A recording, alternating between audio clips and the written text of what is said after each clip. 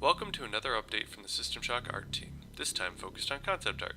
It takes quite a bit of pre-planning to get a functional asset constructed in 3D, but it always begins with a solid concept that illustrates the architecture, mood, and function. That's where our concept artists come in. On System Shock, we've put great effort into establishing a very defined art style with mountains of reference and an abundance of original artwork. This allows us the unique opportunity to give our artists the freedom to explore and come up with something original. I'll be turning over the rest of the update to Cody Williams and Robert Simon to chat a bit about the project and their approach and perspective. Hey everyone, my name is Robert Simon and I'm a freelance concept artist. I just wanted to show you a quick insight into my personal process. I have two working styles. When it comes to fantasy work, or mostly organic shapes, I usually paint directly in Photoshop. And whenever I can, or the project permits it, I work traditionally as well. However, when it comes to sci-fi projects like System Shock, which involves a lot of hard surfaces and architectural elements, I introduce a 3D software into my pipeline. In this example, I wanted to show you that the 3D models that I make are fairly detailed, so that later in Photoshop, I only add textures and don't change the geometry much, if at all. This 3D approach works really well for System Shock because we can pre-visualize entire level sections this way. So, in short, there won't be any major discrepancies between the concept and the final in-game asset. This saves us a lot of time as well. All the props that populate this space are fully fleshed out in the concept phase. And since that's the case, we usually require only one detail painting per area, like this one. We don't need detailed orographic views anymore, because the 3D artists are able to use this 3D sketch directly. An important aspect about the development of Shock is asset modularity. So that means creating modular pieces that can be reused in different ways and in different areas of the game, with minimal, if any, intervention. This in itself is a fun challenge because it makes you think more creatively and more organized. The original System Shock was full of innovative gameplay ideas, but in terms of its graphics, it was very much limited by the computing power of the time. In other words, the developers had to use a handful of polygons to their full potential. So they ended up with these really creative levels and architecture, which became synonymous with the game. For this to still feel like System Shock, we took a similar approach.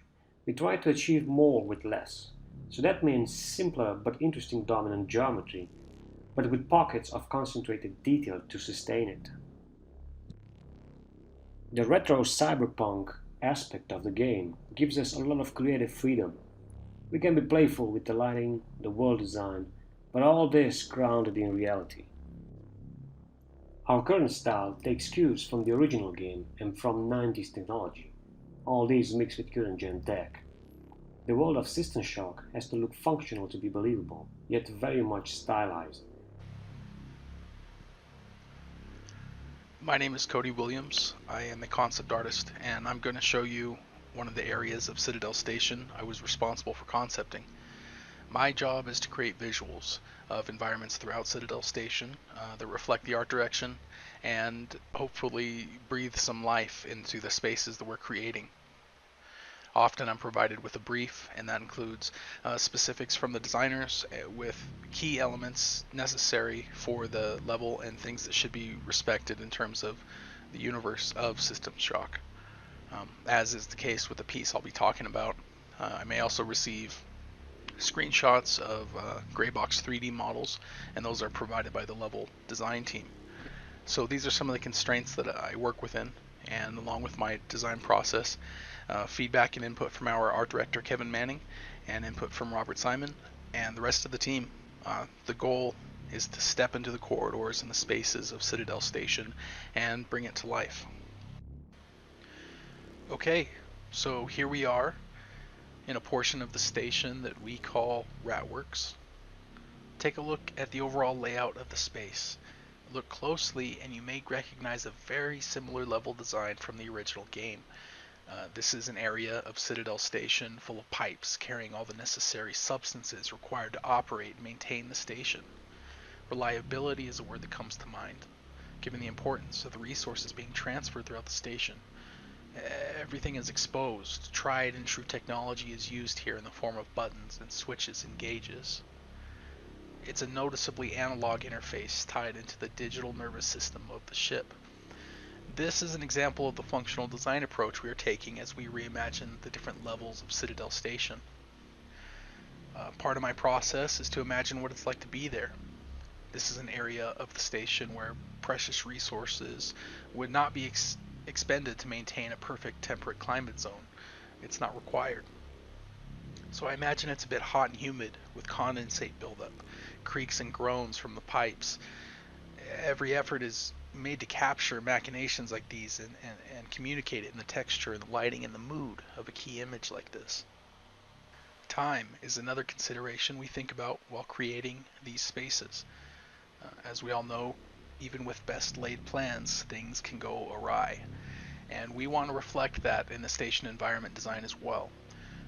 So in the case of Ratworks, we see exposed cable couplings, modifications to the original design of the space. Maybe they were necessary, maybe they were improvements or patches to the existing system. The great thing about the key art image you just saw is that it solves so much of what we're after in the concepting stage in one image. Complemented by our use of 3D, we're able to efficiently deliver a lot of good quality information into the production pipeline, and most of the time that's all we need.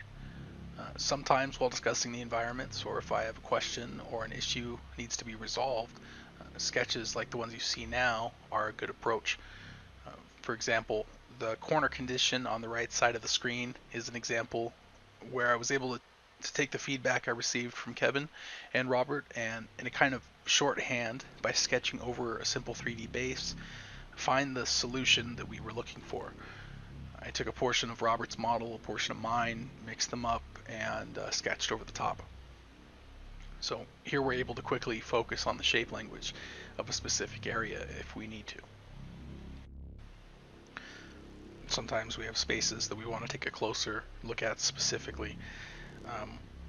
This is an example of that, where we have pulled the roof off of a area of the level to take a look at how the floor is going to work and how that relates to actionable items of the space. We have the lever that's going to operate the bridge. We have a look at an option for door design, and then a first look at telescopic bridges and what we are experimenting with there. Thanks for taking the time to meet our concept team and your continued support. We look forward to putting more videos together in the coming months.